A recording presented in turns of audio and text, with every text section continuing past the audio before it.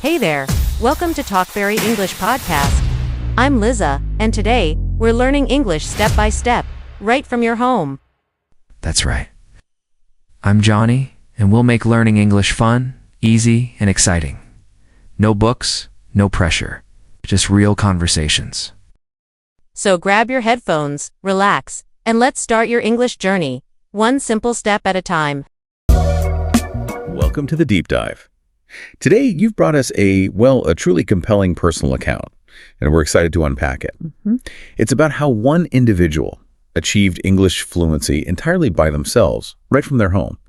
Without the usual stuff, classrooms, teachers, or even those expensive books. Yeah, exactly. So our mission today is basically to reverse engineer their success, giving you the practical blueprint, maybe the mindset shifts too, to unlock your own English journey.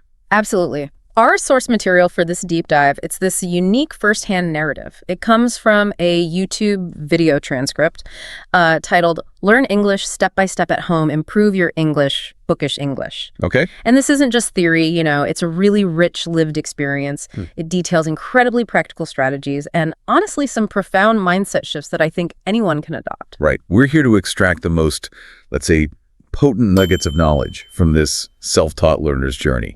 Our goal is to reveal how you, listening right now, can achieve similar fluency, truly, from the comfort of your own bedroom. That's kind of the core empowering belief here, isn't it? You can do it right from your bedroom. That's the message. So let's dive in. The journey begins, like a lot of big journeys, right? With this palpable sense of fear and uncertainty. Yeah. The source describes a learner just sitting alone, notebook nearby, sort of wrestling with these big questions like, can I really learn English without help? Or, can I actually speak fluently if I don't go to a school? It's so relatable, that feeling of vulnerability when you start something new, something big. Totally. But the breakthrough moment, it came with the very first step the learner took, just to navigate that initial paralysis. Okay, what was it? They simply started naming objects around their room. I mean, imagine just quietly saying, this is a table, this is a chair, this is a window. Seems almost too simple. Well, the source admits it felt strange, even a bit silly, but critically, it was a small win. It sort of redefined what progress meant, moving away from these huge, daunting goals to just focusing on individual words, small steps. And from those basic words, the learner then moved to what they called their first English conversation, which sounds intriguing. Yeah, it was with themselves, in front of a mirror, just saying, hello, how are you? And then answering, my name is Sam. Right. I can imagine feeling a bit silly doing that. For sure. The source mentions a chuckle, that moment of feeling silly, but it apparently dissolved pretty quickly into this sense of safety and, importantly, accomplishment. An interesting insight, isn't it? Building that private, almost like a secure learning bubble for yourself. Exactly. And what's really remarkable is how seamlessly the learner then started weaving English into just their daily actions. Like how? They'd narrate their routine. I brush my teeth, I boil water, I take the cup, I pour the tea, just talking through the motions. Oh, okay. And this reveals a really powerful insight, I think. Mistakes aren't roadblocks. They're just, part of the path. And maybe even more profoundly, the source actually states, real confidence does not start on a stage. It begins in your room, when you use your voice, even when no one is listening. That really challenges the conventional idea, doesn't it? Yeah. That you need an audience to build confidence. It totally does. It suggests that true self-assurance in a skill, it's forged in private, iterative practice, making the public performance feel more like a natural extension, not the terrifying starting line. So for you, our listener, the first big secret maybe of learning English at home, based on this account, is just to begin even when you are afraid. Because, as the source says, slowly your fear becomes your strength. It's just about taking that first step, however uncomfortable it feels. Yeah, that first step is everything. So once that, let's say, foundational courage was built through that self-talk, the learner's journey took another big leap, didn't it? Inspired by how babies learn language. Yes, exactly. They recognize that the primary method for babies is just listening, pure input. So this led to a really conscious decision to train my ears, to focus on the sounds, the rhythm, the music of English, importantly, without the pressure of needing to understand every single word right away. Just soaking it in, Auditory immersion. Pure auditory immersion. And a crucial part of this was adopting some very practical listening strategies. Like what specifically? Well, they actively sought out things like English podcasts for beginners. The source even mentions one called Slow English Stories. Okay. And they found short podcasts, maybe 5 minutes long, just about daily life. And a core technique was repeating short sentences right after the speaker, mimicking the sounds, the intonation. So active listening, not just having it on in the background. Definitely not passive. The learner really emphasized this shift to purposeful listening. Purposeful listening. What does that mean exactly? It means they weren't listening just for fun or entertainment. They were listening, as the source puts it, for learning, with purpose, with focus, to copy, to understand, to grow. Ah, that intention makes a difference. A huge difference. And another key thing here is how deeply integrated listening became in their everyday life. How so? English audio would be playing while they were cooking breakfast or cleaning their room. Even on walks, they'd listen to the same short story maybe 3 times over. Repetition. Yeah. And they finished the day with a gentle bedtime story in English. And the effect, the compounding effect, was pretty remarkable. They actually started to think in English even when they weren't actively listening. Wow, that's a big shift. It really is. It just shows how consistent, sort of low-stakes exposure can genuinely start to rewire your internal monologue. So the takeaway here seems clear. If you're aiming to speak English, this deep dive strongly suggests you first need to master listening. The message is, listening is not passive, it is powerful, and maybe your ears are your first teachers. Train them, use them, trust them, yeah. Okay, so building on that listening foundation, the learner then realized they needed another vital skill, something maybe often overlooked: reading. Yes. They vividly recalled something a teacher once said that really stuck with them. Reading is the secret to fast learning. Interesting. So how did they approach it? Did they just pick up any book? No, they started simply. Really simply. With short English stories designed for beginners, the source mentions one like A Day in the Park. Okay, nice and basic. Exactly. And their process was quite deliberate, very active, reading slowly but out loud, then repeating sections to really deepen comprehension, and then gradually reading faster with a smoother voice. So active engagement with the text, not just scanning. Definitely. And here's a really important distinction the source makes. The goal wasn't just to finish a book. That wasn't the point. Right. They understood it was not to finish a book, but actually to enjoy the words and grow. And critically, just for a manageable amount of time each day, like 10 or 15 minutes. That small, consistent effort again, that seems to be a theme. It's a huge theme. And this approach led to, well, an amazing discovery for the learner. Real vocabulary acquisition happened through context, not through trying to memorize lists of words. How did that work? Well, the source gives the example of encountering the word walk. They saw it again and again in different stories. And each time, it just became, as they put it, stronger in my mind. So you build an intuitive feel for it. Exactly. You start to just feel when a word fits, how it's used correctly, without having to consciously recall a definition. Did they use a dictionary at all? They did, yeah, for unfamiliar words. But crucially, they didn't fall into the trap of writing long lists or trying to memorize them. Oh. They just read the meaning, see an example maybe, and move on, trusting that repeated exposure in different contexts would eventually solidify the understanding. That takes some faith in the process. It does. And another powerful technique they used was reading out loud, but in front of a mirror. Connecting the reading to speaking. Exactly. It not only helped with the physical act of speaking the words, but also started to break that habit of mentally translating everything from their native language first. Right, bypassing the translation step. And the overall impact, well, it was significant. A noticeable increase in confidence, the ability to form sentences faster, more naturally, and English started to feel, as the source says, less like a stranger, it feels like a friend. That's a lovely way to put it. Reading isn't just about words, it's about... It is about the world. That's how the source puts it. It opens things up. Okay, so listening, reading, and then the learner found something called shadowing, which sounds, well, intriguing. What is that? Yeah, this was apparently a real game changer for them. They found it on YouTube and described it as repeating after a native speaker immediately after you hear the sentence, like a shadow that follows someone. So immediate mimicry. Immediate mimicry. You hear, you speak, you copy everything, words, sound, tone, rhythm. That's the quote. Wow, okay. That sounds potentially awkward or difficult. Well, the learner openly admitted feeling that nervousness initially, thinking, I'm afraid I will sound strange. Yeah, I can imagine. But they quickly gave themselves permission to just try it, to experiment, reassuring themselves, no one is watching, I am at home, I am safe here. That self-permission seems vital again, allowing yourself to make mistakes in private. Absolutely crucial for pushing through that kind of discomfort. And the practical application was actually incredibly straightforward. How did they do it? They'd choose short audio or video clips, sometimes just a minute long. Listen first, maybe follow along with subtitles if they were available, then pause after each sentence and just repeat it. Mimic it as closely as possible. Gotcha. Any examples? Yeah, they mentioned practicing lines like, I wake up at 7 a.m., I drink coffee in the kitchen. Simple, everyday stuff. And what were the results? Did it actually work? According to the source, the benefits were genuinely transformative. Things like improved pronunciation, definitely, but also increased tongue dexterity, just getting your mouth used to making the sounds. Okay. The physical aspect. Yeah. And a more natural vocal cadence, a better feel for the rhythm and flow, plus a deeper grasp of how real English sounds. How words link together, the intonation, where the voice goes up and down. It's like physical therapy for your mouth and ears, almost. Yeah. Training them together. That's a great way to put it.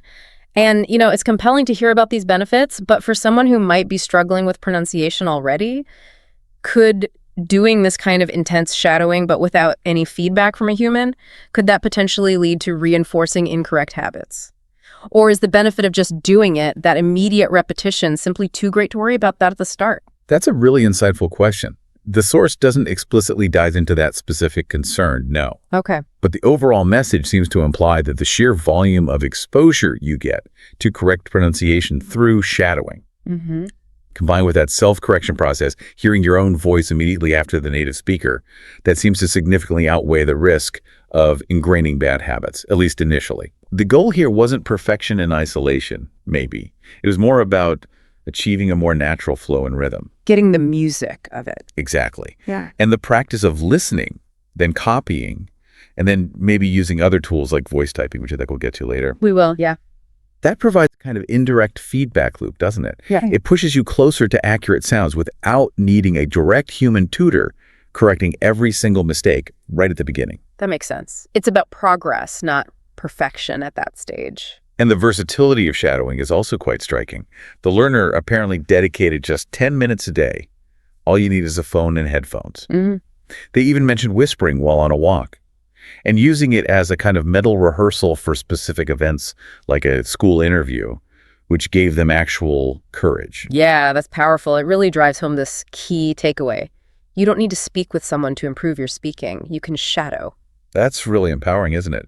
Especially for anyone feeling isolated, or maybe they don't have speaking partners readily available. Totally. This practice genuinely transforms, as the source says, your quiet room into an English classroom. Okay, so from that structured repetition of shadowing, the next logical step for this learner was just talking to themselves. Yeah, simply talking to myself, even though, again, they initially described it as feeling quite strange, maybe a bit silly. A common reaction, I imagine. But sounds like a really impactful practice. Hugely impactful. And they expanded on their methods, Narrating actions around the room continued. I open the door, I close the window, I take a pen. Right. And also continuing those mirror conversations, asking questions, giving answers, or sometimes just recounting short stories about their day out loud. It's about creating those constant low-stakes moments for active production, isn't it? Exactly. And what's truly fascinating here is how their inner voice started to shift. How so? During walks, it began to spontaneously think in English. They'd find themselves describing what they saw just internally, like, the dog is running or the leaves are green. Wow. That is a significant milestone. Yeah. A clear sign the language is becoming really internalized. Definitely.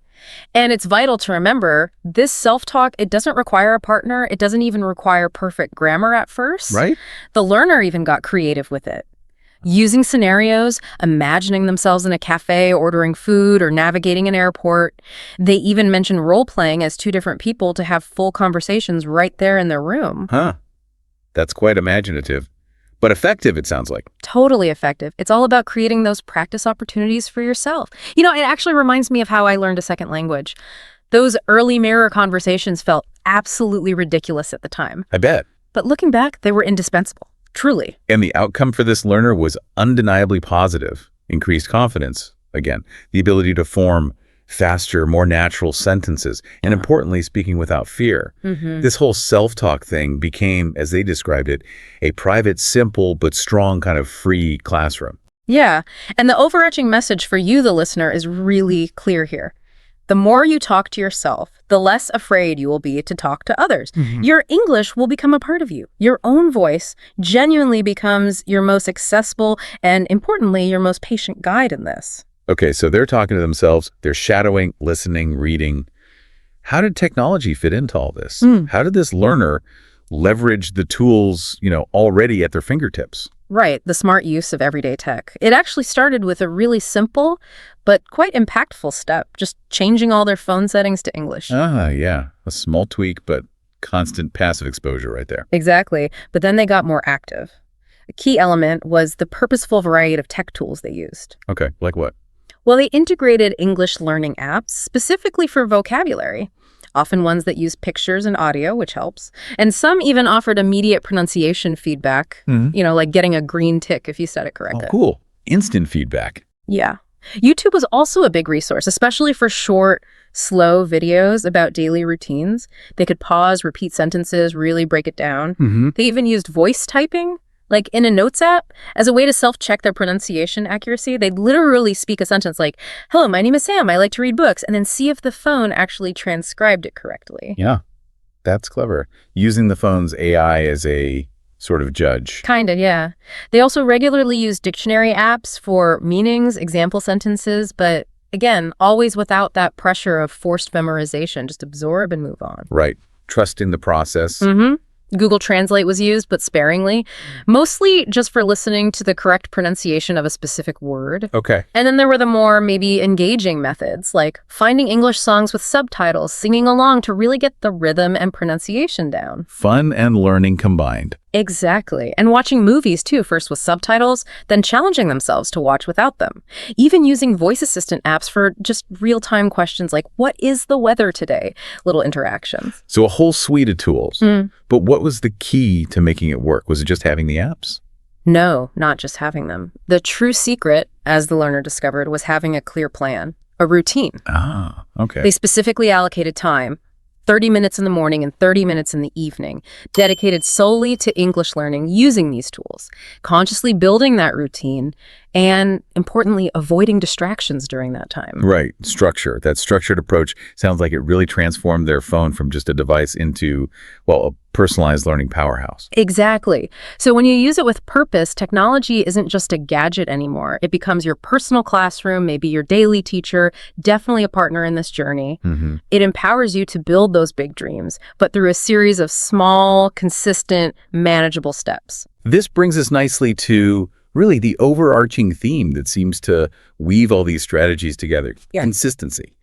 And the profound power of habits. Absolutely. The learner realized that really improving their English wasn't about these long, exhausting study marathons. It was all about establishing small daily habits. They got really specific about these habits, didn't Yeah, incredibly specific. They meticulously built them into their day. Like each morning, just a quick 5-minute read of a short paragraph out loud. they? Okay. After brushing their teeth, a moment of that mirror talk. Good morning. Today is a beautiful day. Just setting the tone. Right. English audio would be playing, maybe humming in the background while cooking breakfast. A short afternoon walk became a chance for that mental English exercise, describing what they saw. Evenings usually involved watching a brief English video, maybe with subtitles, and shadowing just a few lines. They committed to writing just 1 or 2 new words every day in a notebook and then actively trying to use them. Tiny goals. Tiny, tiny goals. They even labeled objects around their room, mirror, door, lamp, window, and made a point of saying the word consciously each time they saw the label. Wow, really integrating it. Totally. And even weekends had a habit, doing some self-reflection in English about how the week went. That's quite a system. But what about motivation? We all have days where we just don't feel like it. They addressed that directly. The learner candidly admitted Sometimes I don't feel like practicing, feeling tired or busy or just unmotivated. Yeah. But those deeply ingrained habits, they acted like gentle prompts, reminding them, just do one small thing, just 5 minutes. The 5-minute rule. Exactly. That minimum viable effort was often just enough to overcome that inertia and keep the momentum going, even on tough days. And what's really insightful here is the ultimate conclusion they reached, isn't it? When English becomes a daily habit, it fundamentally transforms. Yeah, it becomes second nature, almost like a companion. Yeah. It stops feeling like something external that you study, and it starts feeling like something internal that you just live. Which raises that interesting question. Is 5 minutes of consistent daily practice really more effective than, say, cramming for an hour once a week? Well, this deep dive, this personal account, strongly suggests that, yes, consistency, even for just 5 minutes a day, is far more powerful in the long run than those intense but infrequent bursts of study. It really redefines what effort and success look like in language learning, doesn't it? Right. Small, steady steps win the race. Precisely. So as we bring this deep dive toward a close, let's just reflect on the truly inspiring progress this learner made. I mean, improved pronunciation, smoother sentences, much better listening comprehension, and this remarkable increase in just comfort and confidence when speaking. Mm-hmm. And all of it accomplished alone at home. Yeah. And the core truth, reinforced right throughout their journey, is that learning never stops at home. In fact, home is where it starts. Right. And the simplicity of their approach is what's really striking. Just being regular by doing one small thing each day, by using all the tools around me, books, phones, apps, mirrors, my own voice. Even on those difficult days you mentioned, when they felt tired, busy, felt slow, that unwavering commitment to just 5 minutes, that was the catalyst, wasn't it? It really was. That simple, consistent choice, repeated day after day, transformed into this powerful habit that just profoundly changed their relationship with English. And this whole narrative, it powerfully underscores the freedom, maybe the control too, that you gain when you embrace being, as they put it, both the student and also the teacher. Yeah, you're in the driver's seat. They continued practices like recording their voice, trusting their own mind, and described the entire process as a slow, beautiful journey full of effort, full of patience, full of small victories. It's a real testament to self-reliance. So for you, our listener, here's maybe the final encouragement, drawing directly from this really inspiring account. Your home is your school, your phone is your tool, your voice is your guide, your dream is your light. Love that. The learner's story just clearly shows that you don't need to wait for some perfect moment or the perfect teacher or the perfect course. This moment is already perfect. Just continue, just believe. Mm-hmm. Just start. What a compelling exploration. Really diving into self-directed English learning, drawing such practical, really actionable advice, and those profound mindset shifts from just a single, but obviously very powerful personal story. Indeed. It's quite something. And maybe for you, our listener, to really internalize this, to make it your own, here's a thought to leave you with. What is the one small, consistent English habit you will start from today? The one thing that could unlock your own personal English classroom right where you are and begin turning your fear into strength. We're genuinely excited for your journey. This deep dive hopefully has laid out some practical steps and provided a truly inspiring example to guide you. Now it really is your turn.